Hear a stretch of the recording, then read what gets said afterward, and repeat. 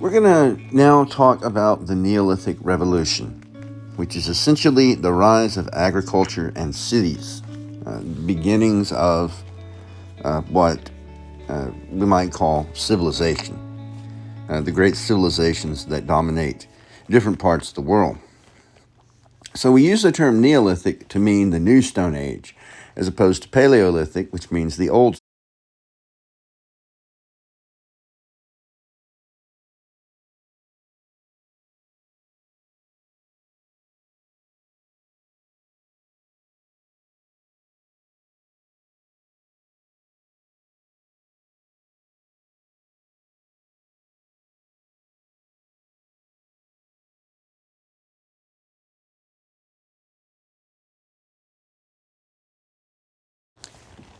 This revolution occurred at different points and in different places, but all of the world's core civilizations were part of this process. As stated in last week's lecture, India and China form kind of the two poles of monsoon Asia. And it was in the Indus River Valley in India and Pakistan and in China that the Neolithic Revolution first occurred. With China, we're looking at the beginnings around 10,000 BC, when people began to develop towns with walled fortifications, with intensive millet-based agriculture, and you start to see the beginnings of Chinese government. Historically, the Chinese scholars referred to this as the Xia dynasty, the very beginning dynasty of Chinese history. And whether or not the Xia dynasty actually historically existed is in dispute. We do know, though, that a number of very ancient settlements began to emerge in what we call the Yongzhou and Longshan periods. In India and Pakistan, the Indian subcontinent, what we call the Indus River Valley civilization, its Neolithic origins began about 7,000 years ago. And again, at first it was based on the cultivation of millet and later rice. And it's the same kind of pattern we see in China and in the ancient Near East, like Mesopotamia, Egypt, in North Africa, etc.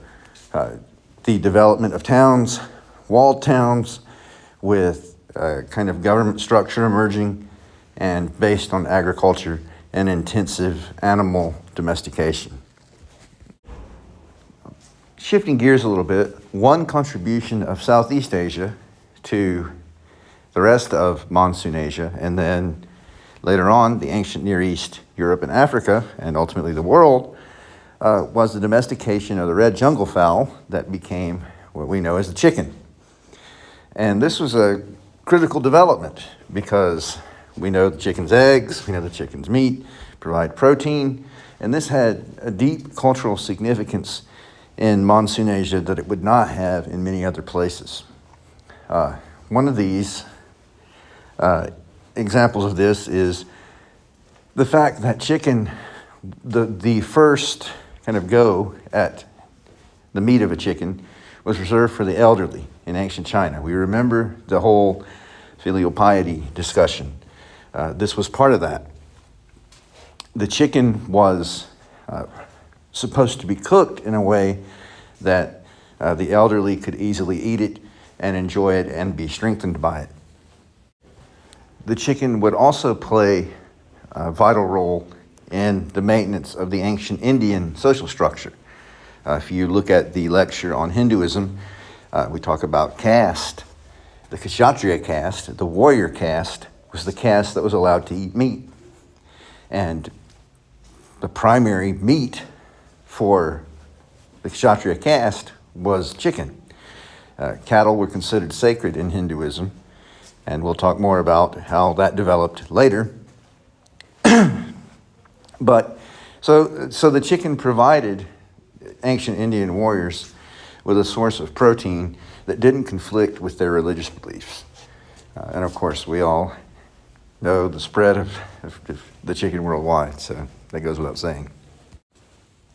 Now let's shift gears and talk about Shimao, one of the most prominent Neolithic sites in China. This was one of the greatest of the Neolithic era cities in China. A stone wall was built around the city dating back to 2500 BC. And this is important because this is actually a technological leap. Most walls around settlements were either wooden palisades or were made of rammed earth. An actual stone wall is much more durable, much more menacing, and a much greater symbol of power. And this stone wall contained turrets, meaning places for archers to shoot from a concealed position, towers that increased visibility, and also a large gate. The gate is particularly significant in that archaeologists uncovered the remains of approximately 44 young girls who had been sacrificed ritually, ostensibly to secure the protection of the gate, the protection of the city. Human sacrifice is something that has been popular throughout history all over the world. It only began to fade with the development of the spread of the axial age religions. We talk about Judaism, Christianity, Islam, Hinduism, Buddhism, etc. These religious beliefs began to do away with the concept of human sacrifice, which was previously almost global. Finally, one of the most interesting, at least to me, aspects of the remains of Shimao is that a grave at Shimao contains the first image of a dragon. We're looking at a skeleton that has been buried with a clamshell sculpture of a prone dragon and a prone tiger flanking the skeleton. One side a dragon, one side a tiger. And this demonstrates the importance of dragons going way, way, way back into antiquity in China. Dragons in China having a different purpose, playing a different role in mythology than in the West. In the West, dragons generally have been portrayed as villains. Like if you read Beowulf, which I alluded to in the first week's lecture, dragons hoard gold, they kidnap maidens, and the great warrior has to go and slay the dragon. In ancient China, dragons have a much more benevolent personality. They're very powerful and they can be malevolent if crossed, but most of the time they bring benefits to humanity, particularly water, rainfall.